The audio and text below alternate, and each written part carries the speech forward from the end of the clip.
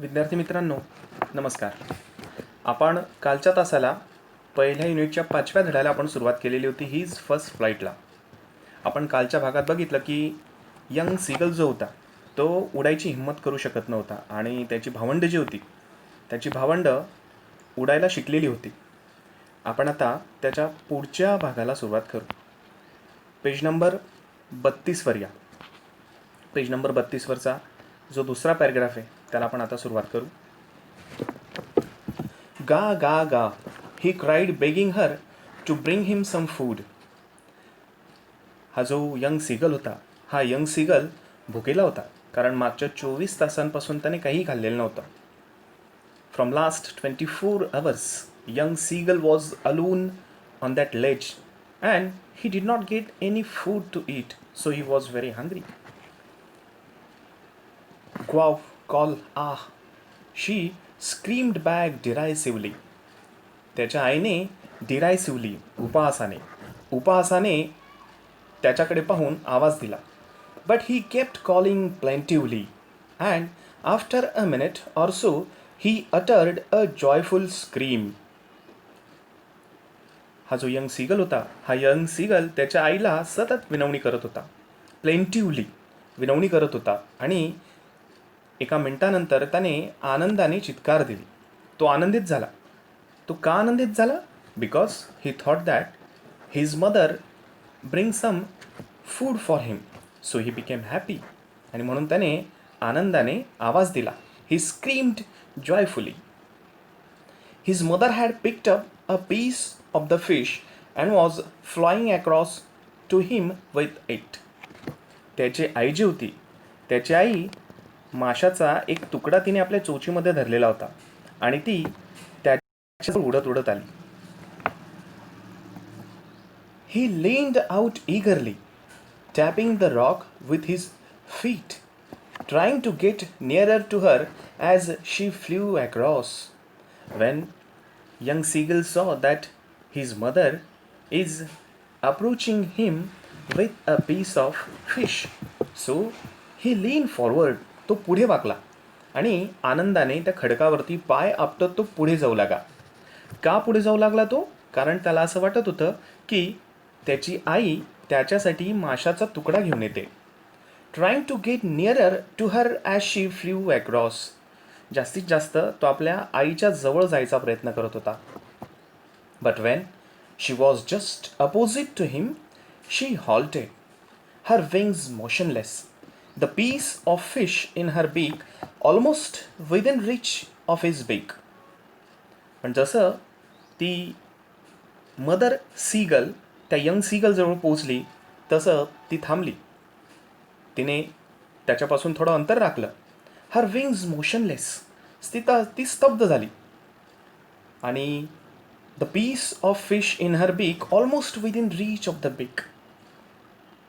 तिच्या तोंडात जो माशाचा तुकडा होता तो लगभग त्या यंग सीगलच्या चोचीच्या जवळ होता. He waited a moment in surprise, wondering why she did not come nearer, and then, maddened by hunger, he dived at the fish. Now, mother is attempting to teach her young one to fly, and so she did not get near that young seagull. त्याच्या जवळ गेली ती, पण त्याच्या जवळ जाऊन थोडंसं अंतर राखून त्या लेजच्या बाहेर ती स्तब्ध झाली. आणि ते बघून यंग सीगल जो होता तो भुकेने व्याकुळ झालेला होता. He surprised. He wondered. Why he wondered? Why he surprised? Because he saw that his mother is came nearer him but she did not giving him food, so he wondered, he surprised. Maddened by hunger. भुकेनं तो व्याकुळ झालेला होता आणि म्हणून त्याने काय केलं? He dived at the fish. त्याने त्या माशाच्या दिशेने झेप घेतली. And this is the thing which his mother wanted. त्याच्या आईला त्याला तो माशाचा तुकडा भरवायचा नव्हता, तर त्याला उडायसाठी त्याला मोटिवेट करायचं होतं. आणि म्हणून ती ज्याच्याजवळ तो माशाचा तुकडा घेऊन आलेली होती आणि थोडंसं अंतर राखून ती त्याच्यापासून दूर होती. With a loud scream he fell outwards and downwards into space. त्याने भुकेने व्याकुळ होऊन त्या माशाच्या दिशेने झेपत घेतली, पण त्याला उडता येत नाहीये असं त्याला वाटत होतं. आणि मग तो मोठ्याने चित्कार करत आउटवर्ड्स आणि डाऊनवर्ड्स असा तो हवेमध्ये झेपावला. Then a monstrous terror seized him. Monstrous terror. प्रचंड भीती. Seized. भीतीने त्याचा ताबा घेतला. तो खूप घाबरला.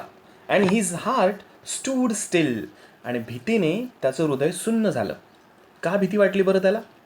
गेस करा. त्याला भीती का वाटली असेल? बरोबर.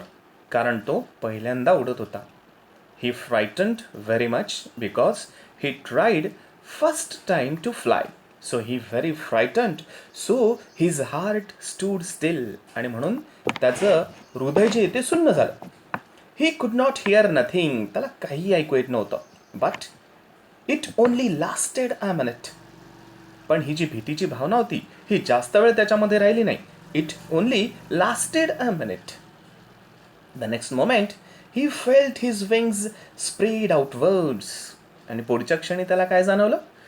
त्याला जाणवलं की his wings were spread outwards. त्याचे पंख जे आहेत ते त्याने उडण्यासाठी म्हणून पसरवले.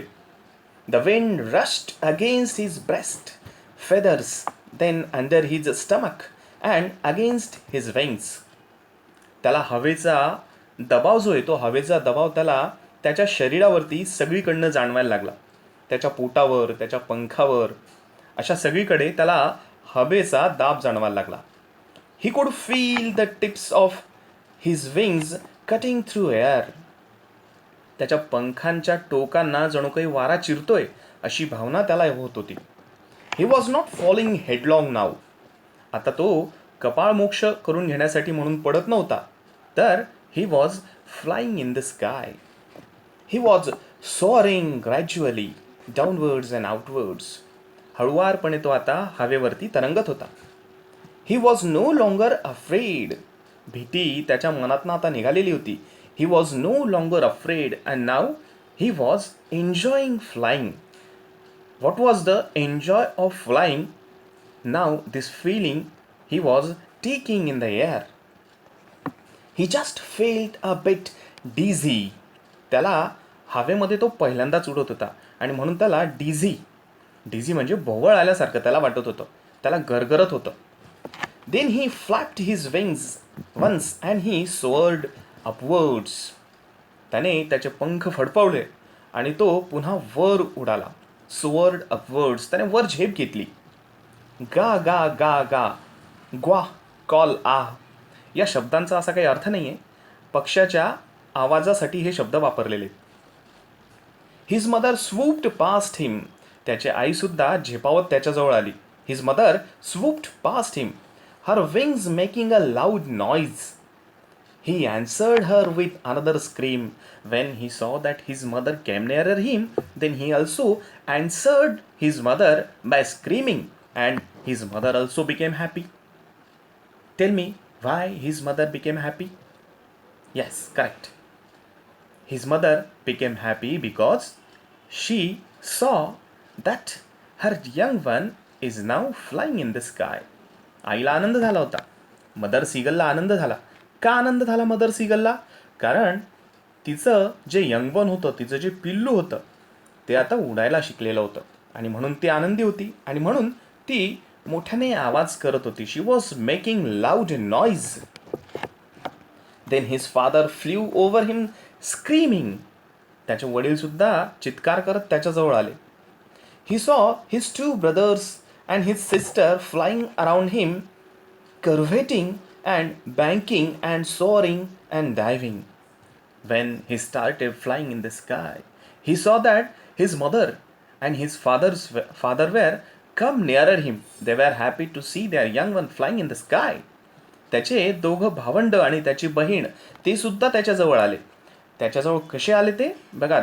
4 क्रियापदं दिलेली तिथे. कर्व्हेटिंग म्हणजे डौलदार झेप घेत उडणे. बँकिंग, पक्षी बघा आकाशात वळताना एकीकडे झेप घेतात आणि मागे वळतात, त्याला बँकिंग असं म्हणतात. सोअरिंग, आकाशात ते झेप घेत होते. डायव्हिंग, ते सूर मारत होते. असा आनंद साजरा करत त्याची भावंड त्याच्याजवळ आले. मित्रांनो, हा जो पॅसेज झालेला आहे एवढा, या पॅसेजवरती तुम्हाला मी 2 छोटेसे प्रश्न विचारतो. आता मला उत्तर द्यायचं आहे. तुम्ही ट्रू ऑर फॉल्सचा प्रश्न आहे. ठीक आहे.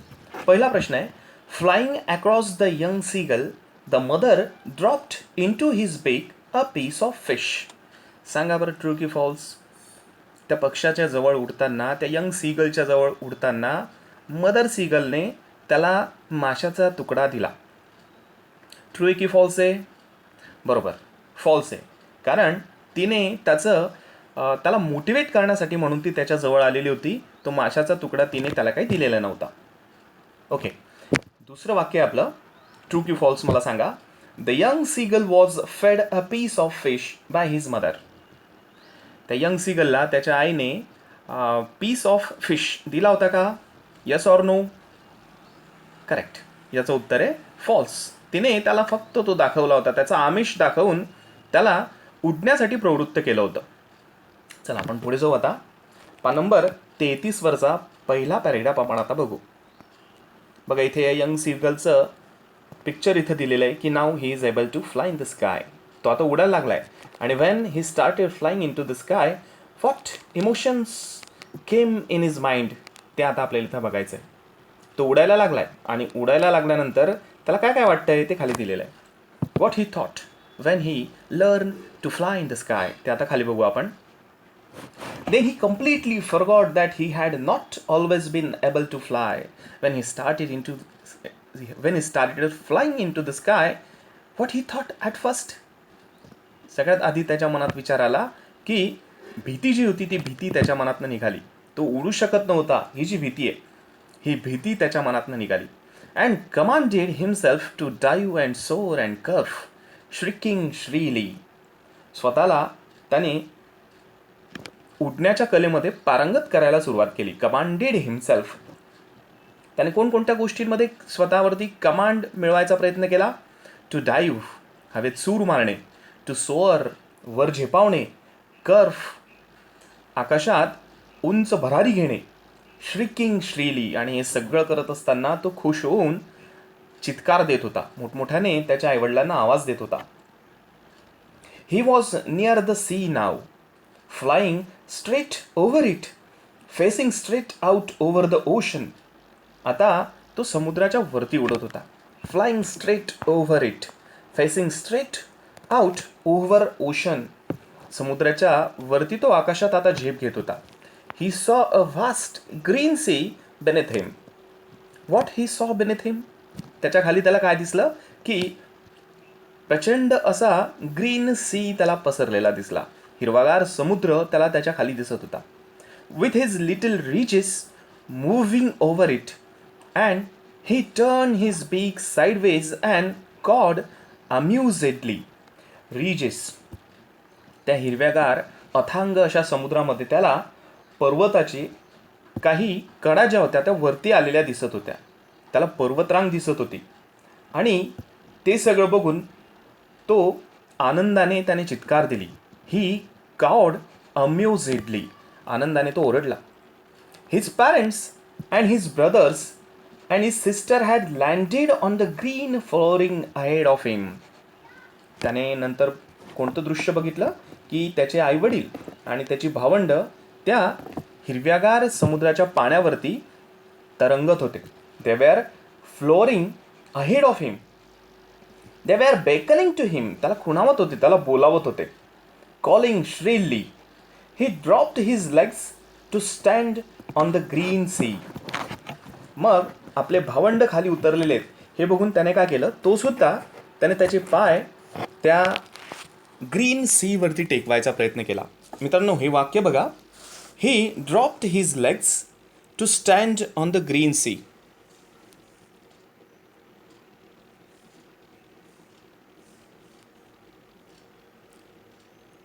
ही dropped his legs to stand on the green C.